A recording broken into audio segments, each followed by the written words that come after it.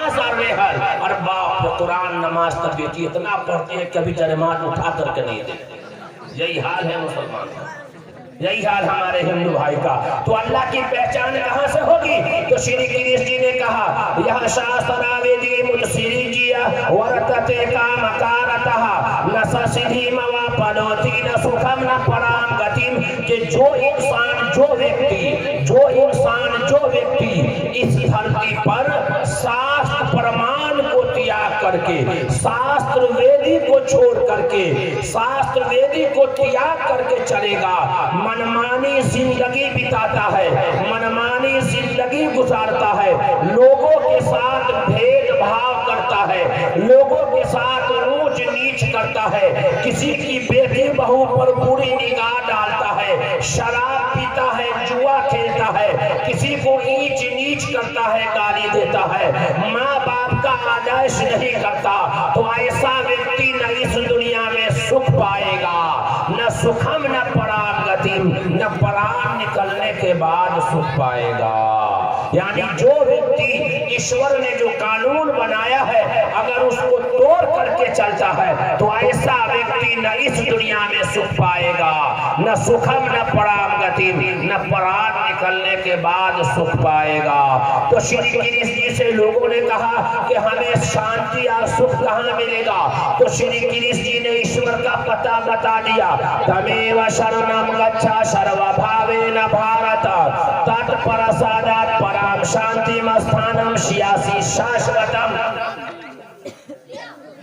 तमेव शरणम गच्छ सर्वभावेन भारत तत्प्रसादात् पराम शांतिम स्थानम श्यासि शाश्वतम। कि लोगों ने कहा कि फिर हमें शांति या सुख कहाँ मिलेगा, पता बता दीजिए। तो श्री कृष्ण जी अपने जमाने के महान व्यक्ति इंसान थे, महान पुरुष इंसान थे, बड़े अच्छे इंसान थे, अच्छी अच्छी बात लोगों को श्री कृष्ण जी बताते थे। तो कहा तमेव शरणम गच्छ सर्वभावेन भारत तत्प्रसादात् पराम शांतिम स्थानम श्यासि शाश्वतम। कि हर प्रकार से, देखिए, हर प्रकार से तू उसके शरण में चला जा, जिसके शरण में जाने से हमें भी तुझे भी शांति मिलेगी, यानी हमें भी तुझे भी शांति मिलेगी। तो कहा कि वो कैसा है, पहचान बता दीजिए, काला है, गोरा है, कैसा है? तो श्री कृष्ण जी ने कहा वेद के अंदर कहा गया है सए सए का एक विरदे का एवा। कहा कि ईश्वर की 4 निशानी बताई गई, 3 निशानी बताई गई। गीता ने कहा जो व्यक्ति शास्त्र को छोड़ करके चलता है तो कभी कामयाब नहीं होगा। यही बात कुरान में भी अल्लाह कहता है, यही बात अल्लाह कुरान में कहता है वातसिमू बिहब्लिल्लाहि जमीआ। अल्लाह की रस्सी को मजबूती से पकड़ो। अल्लाह ने जो कानून बनाया है उस कानून को मजबूती से पकड़ो। नमाज पढ़ना है, रोजा रखना है, ज़कात देना है, हज करना है, लोगों के साथ भेदभाव नहीं करना है। ये कौन जाति का है, छोटी जाति का, बड़ी जाति का नहीं करना है। कहा कि सब मुसलमान एक माता पिता की संतान है। अगर वो शरीयत को मान करके चलता है तो यहाँ भी कामयाबी मिलेगी, अगर वो वहाँ भी कामयाबी मिलेगी। अगर शरीयत को नहीं मानता है तो वो यहाँ भी कामयाब नहीं होगा और मरने के बाद वो इंसान कामयाब नहीं होगा। तो श्री कृष्ण जी से लोगों ने कहा कि ईश्वर का पता बता दीजिए, जहाँ हमें शांति मिल जाए, जहाँ हमें सुख मिल जाए, जहाँ हमें चैन मिल जाए। तो श्री कृष्ण जी ने लोगों से कहा कि आओ मैं तुझे ईश्वर का पता बता देता हूँ। कहा कि नंबर 1 वो अजन्मा है, नंबर 1 वो अजन्मा है, वो किसी से नहीं जना, ईश्वर किसी से पैदा नहीं हुआ। नंबर 1 वो अजन्मा है, अजन्मा, वो किसी से जना नहीं, उसका कोई नहीं है। 1 नंबर 2 ईश्वर दिखाई नहीं देता। ईश्वर दिखाई, बोलिए ना, दिखाई। आपके दिमाग में एक बात है कि मौलाना को बुलाए हैं पटना से तो यही बोलेगा, हम नहीं बोलेंगे। ईश्वर दिखाई। आप में से कितने आदमी जो 5 टाइम नमाज पढ़ते हो हाथ उठाइए। 5 टाइम हाथ नीचे रखिए। और जुम्मा की नमाज कितने आने पड़े? हाथ उठाइए। तो जुम्मा की नमाज हाथ नीचे रखिए। इसलिए से सब आदमी जुम्मा की नमाज में गए थे ना। अल्लाह को आपने देखा था मस्जिद में? भाई आप लोगों ने देखा था? किसी ने नहीं देखा? ये कैसे गड़बड़ हो गया था ये मामला। नंबर एक, वो अजन्मा है, वो किसी से जना नहीं। और नंबर दो, वो दिखाई नहीं देता, ईश्वर दिखाई नहीं देता। अगर दादा से पोता कर दे, ए बाबू न, आप लोग नहीं बोलिए, हम इसको कंट्रोल करने के लिए तो हम अकेले काफी हैं। आप रहिए ना। दादा से पोता कह दे, सुनिएगा, दादी से पोती कह दे, दोनों आदमी, बुढ़वा और बुढ़िया दोनों सुने, उसके बाद आएगा। दादा से पोता कह दे कि दादा अल्लाह दिखाई नहीं देता, कोई प्रूफ करके बताइए, कोई प्रूफ, हवाला दीजिए, आंसर दीजिए। दादी से पोती कह दे, दादी ईश्वर दिखाई नहीं देता, तो कुछ हवाला तो दीजिए, प्रूफ दीजिए। तो आपके पास तो कुछ प्रूफ नहीं है बताने का। क्यों नहीं है भाई? क्यों नहीं है? हम तो कलमा पढ़ा ना, ला इलाहा इल्लल्लाह और इन्ने कमाल इन्ने से ला, यही ना पढ़ा, खूब दुनिया कमाया, ला इलाहा इल्लल्लाह और इन्ने कमाल इन्ने से ला, जैसा हो अपना मकान बन जाए बस। आप जब पोता को अगर आपके, मैं आपको वहां ला रहा हूं जहां मुझे लाना है, अगर पोता ने सवाल किया दादा से और दादा ने सवाल का जवाब नहीं दिया, तो दादा की इज्जत घटेगी कि बढ़ेगी? ये बोलिए ना भाई, ये घटेगी कि बढ़ेगी? वो पोता दादा के सामने सीना चौड़ा करके चलेगा। अब दादा बोले ऐसा कहाँ चलता है? अब चुप रहिए, आपको नहीं है मालूम। अब दादा अगर बता दे कि हाँ अल्लाह कुरान में कहता है, कि अल्लाह कुरान में कहता है वो खर्रा मूसा सैक़ा, कुरान में अल्लाह कहता है, हज़रत मूसा अलैहिस्सलाम है, जलीलुल कद्र पैगंबर है, लाठी वाले पैगंबर है, अल्लाह से बात करते थे मूसा अलैहिस्सलाम। एक मरतबा कहा, ए अल्लाह मैं आपको देखना चाहता हूँ। अल्लाह ने कहा तुम मुझे नहीं देख पाओगे, मैं दिखाई नहीं देता। कहा कि नहीं, मैं आपको देखना चाहता हूँ। कहा कि नहीं देख पाओगे। खूब जिद किया, खूब जिद किया, खूब जिद किया, तो अल्लाह ने कहा आ जाओ पहाड़ पर। हजरत मूसा अलैहिस्सलाम जलीलुल कद्र पैगंबर है, चले हैं पहाड़ पर। जैसे पहाड़ पर गए हैं, अल्लाह की तजल्ली नाजिल हुई, हजरत मूसा अलैहिस्सलाम बेहोश होके गिर गए। कुरान ने नक्शा खींचा, वह खर्रा मूसा सैक़ा। नंबर दो, ईश्वर दिखाई नहीं देता, सए सए का एक मिर्जे का एवा। नंबर एक, वो अजन्मा है, किसी से नहीं जना। नंबर दो, वो दिखाई नहीं देता। नंबर तीन, वो अलख निरंजन है, अमर है, उसको मौत नहीं आती। सुनिए, सुनना है बाबू, सुनना, इसको नहीं तो सीधे मार लेके कूद जाएंगे तुम्हारे पर खड़ा हुआ तो आज तुम गड़बड़ किए हुआ है। का नंबर तीन, वो अलख निरंजन है, अमर है, उसको मौत नहीं आती। हाँ सुन लीजिएगा, मोहम्मद साहब का जन्म हुआ कि नहीं हुआ? वे हमारे नबी का जन्म हुआ कि नहीं हुआ? अपने जमाने में दिखाई दिए कि नहीं दिखाई दिए? दुनिया से पर्दा फरमा चुके कि नहीं जा चुके? श्री कृष्ण जी का जन्म हुआ कि नहीं हुआ? अपने जमाने में दिखाई भी दिए और दुनिया से चले गए। राम जी का जन्म हुआ कि नहीं हुआ? अपने जमाने में दिखाई भी दिए, दुनिया से चले गए। तो क्या वो ईश्वर हो सकते हैं? नहीं हो सकते। क्यों? वो तीन चीज उसके अंदर नहीं पाई जाती है। अल्लाह दिखाई नहीं देता, तो आपको प्रूफ करना होगा, आपको बताना होगा। तो अल्लाह कुरान में कहता है कुल्लु मन अलैहा फान व यबका वजहु रब्बिका ज़ुल जलाली वल इकराम। अल्लाह को मौत नहीं आती, वो अलख निरंजन है, अमर है, उसको मौत नहीं आती। जिसके अंदर ये तीन चीज पाई जाएगी वही हम सबका पैदा करने वाला अल्लाह है, वही हम सबका पैदा करने वाला ईश्वर है। जिसके जो सुपर का सुपर पावर है, वो जब चाहता है बुला लेता है और जब चाहता है भेज देता है। ऋग्वेद के मंडल नंबर 10 सूक्त नंबर 82 मंत्र नंबर 3 हमारे हिंदू भाई की 4 पुस्तक ऋग्वेद, अथर्ववेद, सामवेद, यजुर्वेद, 4 पुस्तक।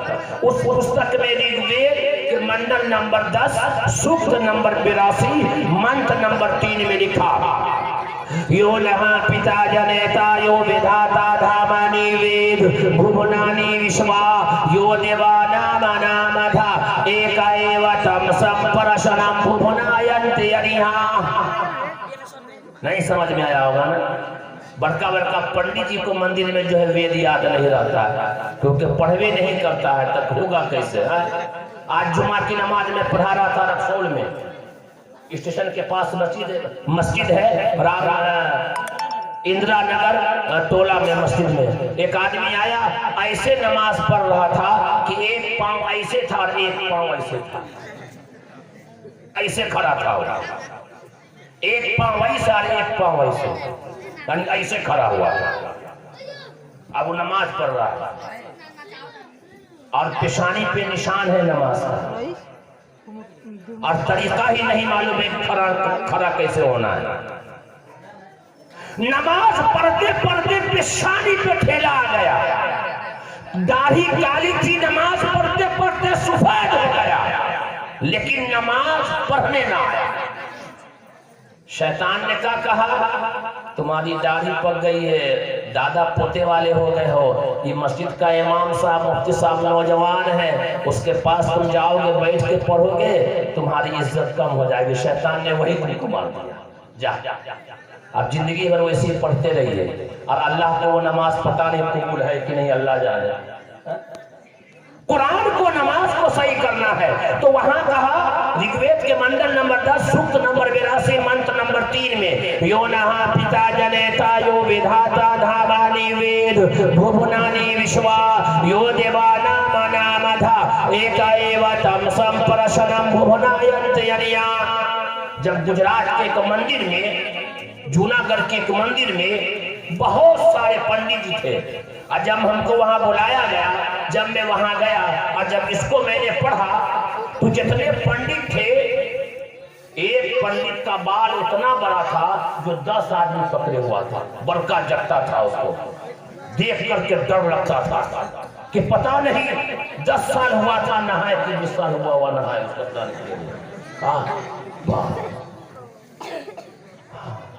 जब मैं पढ़ा तो पंडित जी से मैंने पूछा कि आप लोग बताइए कि आप लोगों ने पढ़ा इसको? कहा कि मैं तो कभी वेद को देखा ही नहीं, तो आज पहली मर्तबा में सुन रहा हूँ। वो जो बुढ़वा पंडित था ना बड़का, जिसका जट्टा था, 10 आदमी पीछे से बाल पकड़े हुआ था, वो खड़ा हुआ और रोने लगा और कहा कि आज हमारी कामनाएं पूरी हो गई कि कोई मुसलमान आकर के मंदिर में हमें वेद सुना करके ईश्वर का पता बता करके जा रहा है। तो यहाँ इस वेद में अब अल्लाह का पता बताया गया, ईश्वर का पता बताया गया। यो नहा पिता जनेता यो विधाता धामानि वेद भुवनानि विश्वा यो देवानामनामधा एक एव तं संपरशनं भुवनायन्ति अरिहा। आप इतना भी हमको न देखिए कि हमको नजर लग जाए या आपसे हमको मोहब्बत हो जाए, ये कह लीजिए कि मोहब्बत हो जाए क्या, या ये कह लीजिए कि प्यार हो जाए, हम दोनों हो जाए ना। चलिए दोस्ती निभा लिए। कहा जो सारे संसार का रचयिता है, देखिए अब ईश्वर के बारे में यहाँ पूरा मुकम्मल हो रहा है। जो सारे संसार का रचयिता है, जो सारे संसार का रचाने वाला है, जो सारे संसार का बनाने वाला है, वो केवल एक अकेला है, तने तन्हा है। यो नहा पिता जनेता, न उसका पिता है, न माता है, न बेटा है, न बेटी है, कोई नहीं है। सारे संसार का बागडोर उसी एक ईश्वर के हाथ में है। आखिर में तमाम इंसानों को उसी एक के पास लौट करके के जाना है और अपने किए हुए कर्मों का हिसाब देना है। ये बातें हमारे हिंदू भाइयों की पुस्तक के अंदर ऋग्वेद के मंडल नंबर 10 सूक्त नंबर 82 मंत्र नंबर 3 में लिखा है कि आखिर में तमाम लोगों को उसी एक के पास लौट करके जाना है और अपने किए हुए कर्मों का हिसाब देना है। क्या ये बातें कुरान में लिखी है? हाँ, ये बातें कुरान में भी लिखी है। कुरान सूरा नंबर 112 आयत नंबर 1 से 4 बिस्मिल्लाहिर्रहमानिर्रहीम कुल हुवल्लाहु अहद अल्लाहुस समद लम यलिद वलम यूलद वलम यकुल लहू कुफुवन अहद। भाई कुल अल्लाह वद कितने आदमी को याद है? हाथ उठाइए तो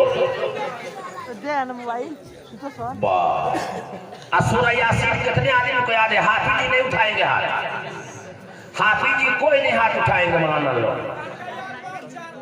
4 लाइन 4 लाइन 4 लाइन से काम चल जाएगा। बोलिए ना भाई, ये 4 लाइन से काम चल जाएगा।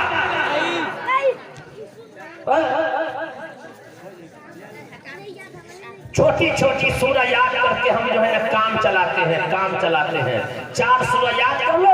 अल्हम्दुलिल्लाह, कुल अल्लाहु अहद, इन्ना अतैना वल असर और कुल रब्बिन नास, बस छुटकारा पा लिया। क्यों भाई? जोहर की नमाज में 4 रकात सुन्नत पढ़ना, अकेले पढ़ना होगा। छोटी छोटी याद करो, बाकी बेरा पार इमाम साहब लगाइए देंगे। हाँ, बाकी बेरा पार इमाम साहब लगाइए देंगे। वाह रे वाह, यहाँ भी मारते हैं उल्टी तो वहां काम नहीं चलेगा, याद रख लीजिएगा। 4 सूरह याद कर लीजिए।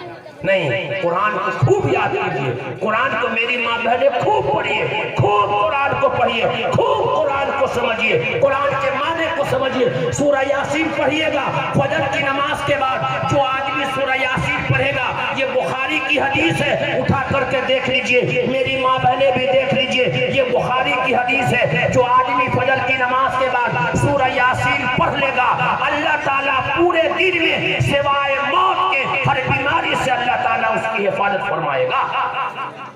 जो मगरिब की नमाज के बाद सूरह वाक़िया पढ़ लेगा, उसके घर में कभी फाका नहीं होगा। औरत सब कहती है बाप रे बाप, कमाते कमाते मर्द सबका बाल जो है हो जाता है सर, हमरा देखते नहीं है। वाह, अतइयो कहती है इसके घर में आए तो जब से आए तब से परेशाने हैं यार। 4 गो 5 गो बाल बच्चा हो गया तभी कहते कि हम परेशाने हैं। बाल सफेद काला कर करके आई थी, अब बाल सफेद हो गया। 5 गो 6 गो बच्चा हो गया, फिर भी कहती जब से आई इस घर में हमको सुकून नहीं मिला। वाह, अल्लाह नाशुक्री करती है। और दिल्ली में अगर शौहर कमा रहा है तो फोन करेगी रमजान के महीने में, शाबाने में, जाने मन ईद पे जरूर आइएगा, जाने मन ईद पे जरूर आइएगा। क्या बात, जरूर आइएगा। जब बीवी खुश रहेगी ना तो ऐसे मोबाइल लेके बात करेगी, जाने मन ईद पे जरूर आइएगा। क्या बात है आयशा की अम्मी, तो आप जरूर आइएगा। ठीक है, टिकट बना लेते हैं, जल्दी बना लीजिएगा। और आइएगा तो ब्लू वाली साड़ी लेते आइएगा। अरे और साड़ी ना मिले तो नायरा सूट जरूर लेते आइएगा। अगर उसने लाल कहा, अगर आपने ब्लू साड़ी ले आया तो आपका ईद नहीं होगा। एक मरतबा 2016